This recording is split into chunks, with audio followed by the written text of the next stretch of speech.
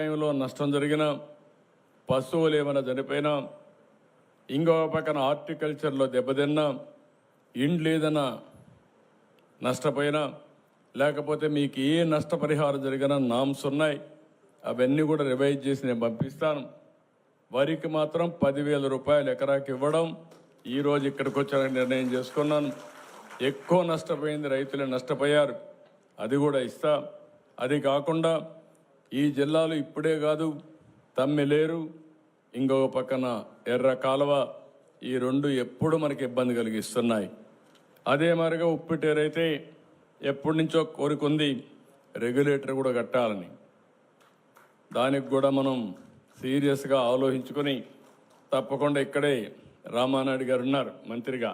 ఇప్పుడు ఉప్పిటేరు కూడా ఆయన మంత్రి కాబట్టి, ఇరిగేషన్ మంత్రి ఆయనే కాబట్టి, డ్రైనేజ్ కూడా ఆయన చూస్తాడు కాబట్టి, దాన్ని సాధ్యాలు అన్నీ చూసుకొని ఇప్పుడు ఇంకొక పక్కన కూడా మనందరికీ ఒక ప్రాబ్లం కూడా ఉంది. ఈ ప్రాంతంలో మనం గుర్తుపెట్టుకోవాలి. ఒకప్పుడు మీరు చూస్తే పోలవరం ప్రాజెక్టు పూర్తయి ఉంటే రాష్ట్రంలో చాలా వరకు సుభిక్షంగా ఉండడానికి అవకాశం వచ్చేది. పోలవరం రాష్ట్రానికి ఒక వరం. పోలవరం పూర్తయి నదులు అనుసంధానం చేస్తే ఈ రాష్ట్రంలో కరువు అనే మాట ఉండదు. కానీ ఆ పోలవరాన్ని కూడా ముంచేశాడు దుర్మార్గుడు. చాలా కష్టపడి నేనైతే సోమవారం పోలవరంగా చేసుకొని ప్రతి సోమవారం రివ్యూ చేసి 72 సార్లు 75 సార్లు రివ్యూ చేసి 28 సార్లు ప్రత్యక్షంగా వచ్చి నేరుగా పనులన్నీ చేపట్టాను. 72% పనులు పూర్తయినాయి. అదే తెలుగుదేశం పార్టీ అధికారంలో కొనసాగి ఉండుంటే 2021కి పోలవరాన్ని జాతికి రైతులకు అంకితం చేసేవాళ్ళం.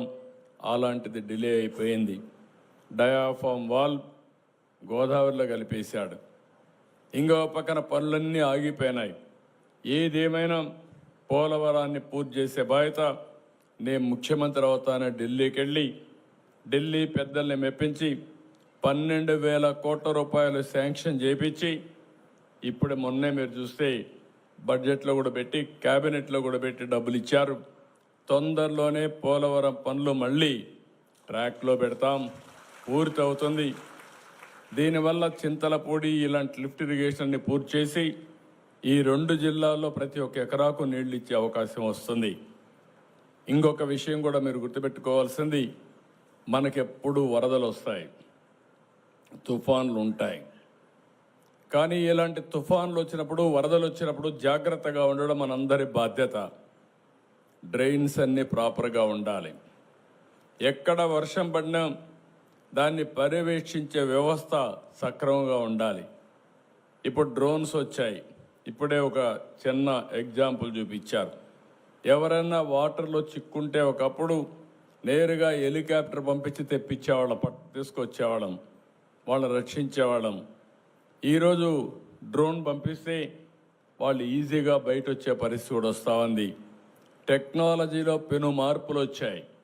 ఆ మార్పులు కూడా ఉపయోగించుకుంటాం. ఇంకొక పక్కన మీరు ఒకసారి చూస్తే ఏదైతే ఈరోజు వరదలనంతా కూడా మ్యాపింగ్ చేయడం, ఎక్కడి నుంచి వరదలు వచ్చినా కొన్ని స్టాండర్డ్స్ ఉంటాయి. ఈరోజు భద్రాచలం నుంచి రాజమండ్రికి నీళ్లు రావాలంటే ఇన్ని గంటలు ప్రవహిస్తే తప్ప రావు.